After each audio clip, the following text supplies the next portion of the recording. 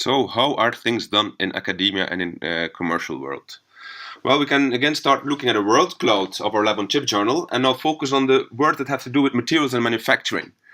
And you see it's a lot about devices with channels here in Pdms or glass. And sometimes you have arrays and the surface will be important also. Silicon is sometimes coming, but not so often actually, you see. Where's silicon here? And this gives actually a picture of the academic world, of course, because it's an academic journal. So these are how things are done in the academic world. In the commercial world, things are done a little bit different. But before we go into a little bit more detail in this, let's have a look at the typical lab on a chip manufacturing, how things are done. Well, very typically you start with some kind of a substrate, a bottom substrate. Typically it's going to be a top substrate and a bottom substrate together and some kind of microchannel in between.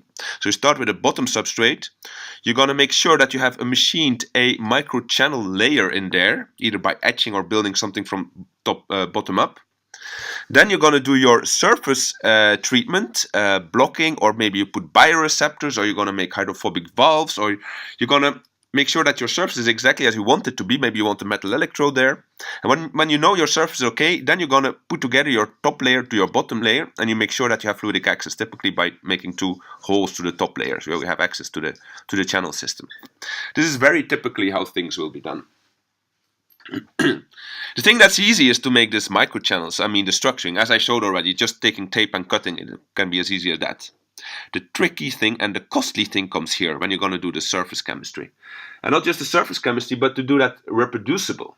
That's going to turn out to be very, very difficult. I'm not going to go into details about this because this will take us far too long in this course.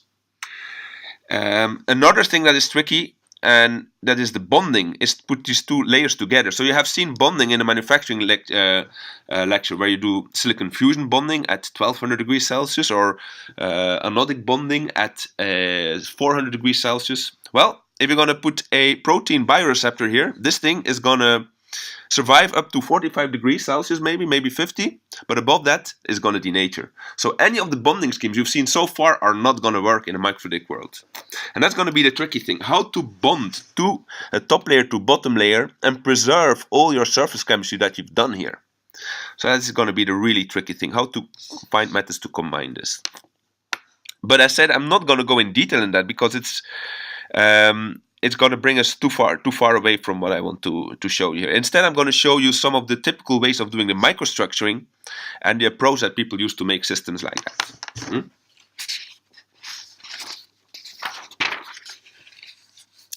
I'm going to talk about 4 main different ways. The first one is soft lithography. There's more methods, but these are the most commonly used. And soft lithography, for example, in Pdms, is probably the most used in the academic community. Pdms stands for polydimethylsiloxane. And it's a rubber. It's basically a transparent rubbery material, as I'm going to show in the next slides. The second system is the one that's used in academia, but also commercial, a little bit, but not too much, is to use silicon or glass as structures, and then you do etching in silicon or etching in glass to make your microstructures.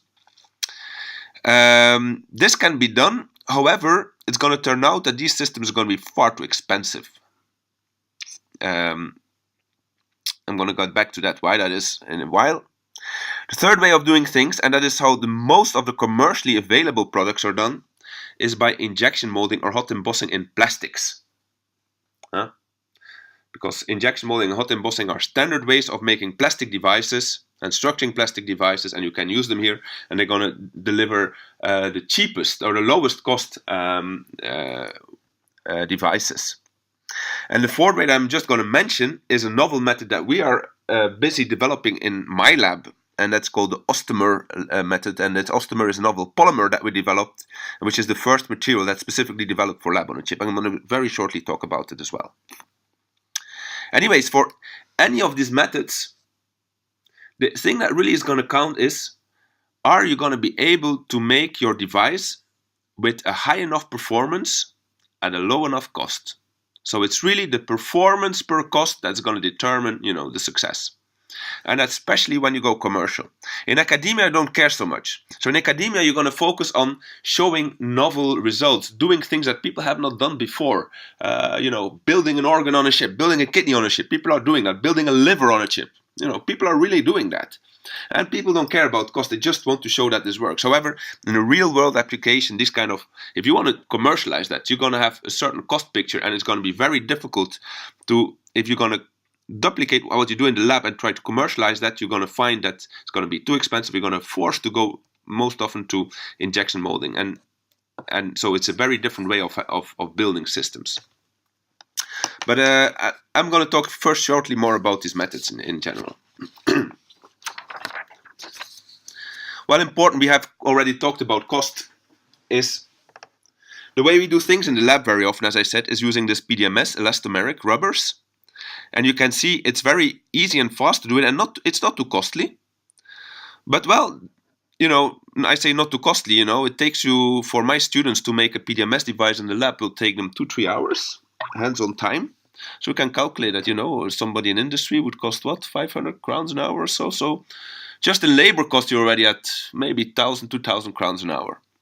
And then you haven't counted materials yet. So, and you cannot really upscale that method. It's very difficult to upscale. So there you can see, for example, injection molding. It's going to be very expensive to start because you have to make big molds. But already when you're at 1,000 or 10,000 pieces that you have to sell, you see your method, the mass scale, the mass production kicks in, and it becomes very cheap per piece. So you see, injection molding is very often going to be the cheapest method. Hot embossing lays somewhere in between. Yeah. Silicon manufacturing is not on here, but I'd say it's very expensive here and it doesn't go down, so it's somewhere up here everywhere. It doesn't really help you so much but you can do nice stuff in silicon also. Well, anyways, let's start and have a look at at silicon and silicon-based process.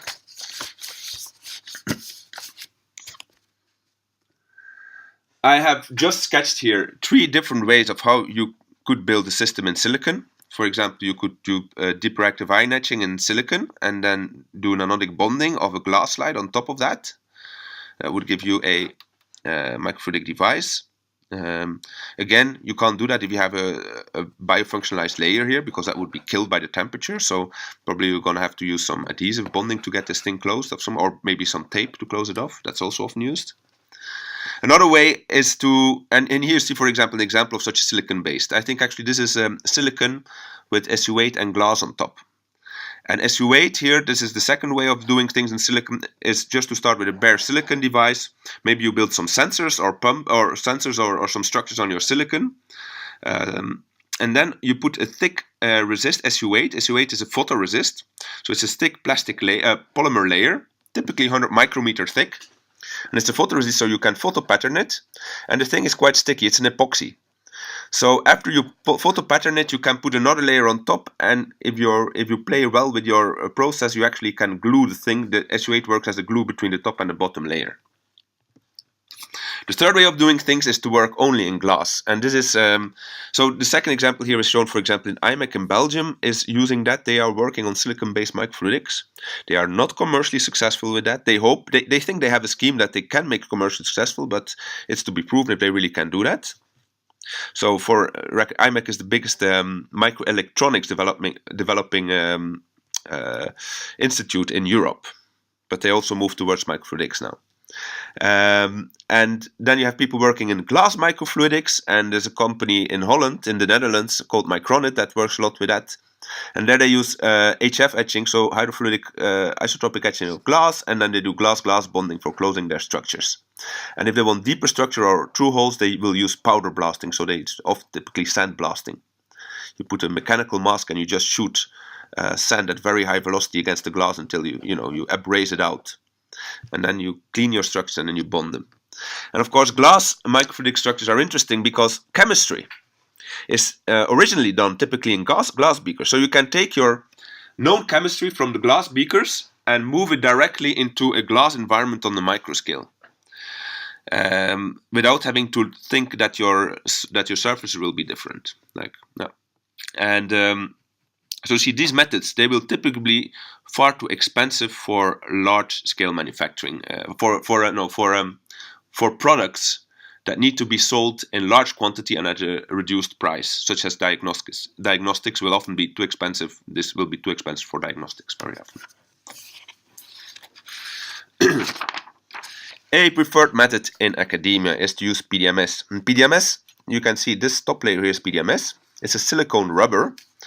And this is a polymer, a rubber polymer that is liquid when you buy. So you buy it in a bottle.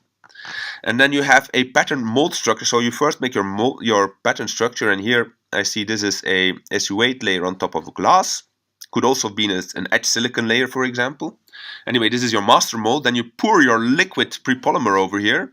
You let it sit, you let it cure for about an hour. And then this liquid becomes hard, forms the kind of a rubbery layer. And then you can peel it off, as you can see. You can peel it off the mold and you will have replicated your master. And then this, you can use that as the bottom substrate here, or as a top substrate, and then glue it to a bottom layer. And then you can reuse the mold many times. So with one mold, you can make many, many replicas. It's an easy way of working and rather fast. I mean, it takes about half a day to make a structure like that for people in my lab.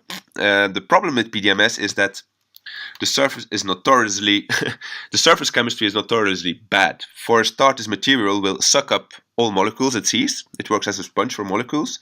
So if I add my clinical sample, for example, most of my molecules will be sucked up in the material before they even reach a sensor site. The material is hydrophobic naturally, so you can make it hydrophilic, but you can't do it permanently, so that's already a problem. So you have to use it within a certain amount of time. It is rubbery though, so we'll see examples where you use that for pumping and valving, and so there are people actually using that for commercial purposes also, but not too many. Alright, so this is Pdms. So we did the glass, we did Pdms, silicon glass. Then we come to injection molding, which is really the preferred method for commercializing rather low-cost microfluidic structures. And here you see some pictures of some structures. This is a picture from Microfluidic Chip Shop in Germany. It's a company in Germany, which we happen to work a lot together. This is a picture of a device made in Uppsala by Omic. Omic is a company that was bought up by Johnson & Johnson, but it's restarted now and it's now actually part of Trinity. But in Omic they make hot emboss structures like plastic microstructures. So Microfluidic Chip Shop, they do injection molding. Omic does hot embossing, and here's yet another example. I don't know how this is made. I found this on the website, but I thought it'd give a good example of how such structure looks like. So for starters, in the next video, you will see really how an injection molding works. And here you see it schematically. So what is an injection molder? Well, to make these structures, first you're going to make, again, a master mold. In injection molding, you're going to put that master mold into a cavity. And then in that cavity, you're going to inject a thermoplast. A thermoplast is a polymer that becomes liquid at 400 degrees. And you're going to press that in at that high temperature, and it's going to fill that entire cavity, and around the mold, it's going to solidify around the master. And then when it's solidified, you open the master and you press out the solidified part, and then you close, then you inject the next part. So that's called injection molding. So close your mold, inject your liquid polymer, let it solidify, open your mold, kick it out, and then the next one. And the next video shows you how this is done in a nice video. Another process that is semi-commercial is hot embossing, where you make your master mold, for example in silicon. And what you do then is that you take a specific plastic that you warm up. So you heat up your master, and then you warm up a piece of plastic and you push it on, and the hot plastic will imprint its own structure into the polymer here. And then once it's imprinted, you make them loose, and then you see you have a copy of this structure you have. Then it's here, you see it turned around, and then you can bond the structures, for example from the injection molding or for the hot embossing, bond them together again, or do the surface modification and then bonding for making your full device. So there's actually two videos coming. The first one shows you how injection molding works. The second video shows you how this Omic forecast chip, that's the commercial name of it, what it is used for. And basically this is used as a diagnostic test. It works in a similar fashion as a pregnancy test, in a way that you drop on a sample here, the sample is sucked in, and you have a color change. Either you have a color band, one or two color bands that indicate whether you have a certain biomolecule, yes or no. In this case, it's not for detecting pregnancy, but they have now on the market a device that is used for detecting a cardiac biomarker, so to see if people are prone to heart failure.